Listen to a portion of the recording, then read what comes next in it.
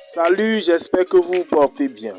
Notre attention sera portée sur la Côte d'Ivoire où une modification constitutionnelle fait couler beaucoup d'encre et de salive, car le président de la République ivoirienne, son Excellence Alassane Dramane Ouattara, est engagé plus que jamais à modifier la constitution ivoirienne.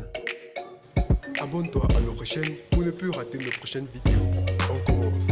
Selon les informations en notre possession, le palais d'Abidjan, ses conseillers et plusieurs experts sont en mouvement pour que la constitution qui a été promulguée en novembre 2016 subisse des modifications. Cette modification de la constitution visera à revoir le fonctionnement de l'Institut judiciaire de la Côte d'Ivoire sans oublier celui du Parlement. Cette modification visera aussi l'argument d'un scrutin présidentiel à un seul tour. Le poste de vice-président va avoir encore plus de poids car il sera exempt de tout vote et ce dernier sera nommé par le président de la République. À 7 mois de l'élection présidentielle et conformément aux dispositions réglementaires, cette modification est la bienvenue car la marge de 6 mois est encore en vigueur. Pour parfaire cette modification de la Constitution, les ministres ivoiriens sont interdits de sortir du pays et ceux qui sont en mission hors du pays doivent y retourner afin d'assister à une réunion avec le Parlement le jeudi 5 mars 2020.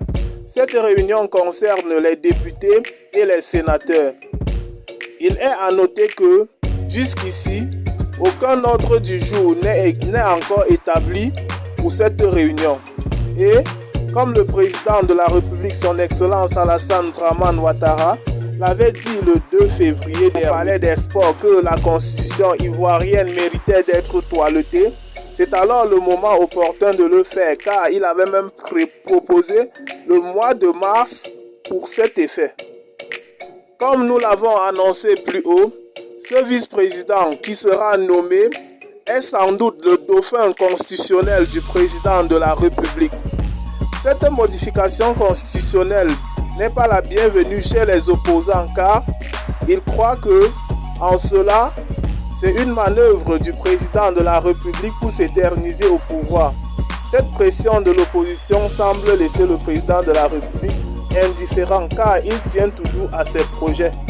Nous ne devons pas aussi perdre de vision que cette interdiction de sortie du pays des ministres n'est seulement pas à cause de la modification constitutionnelle, mais aussi d'un remaniement qui est en vue pour le vendredi 6 mars 2020, c'est-à-dire le lendemain du jour de la proposition de la modification constitutionnelle.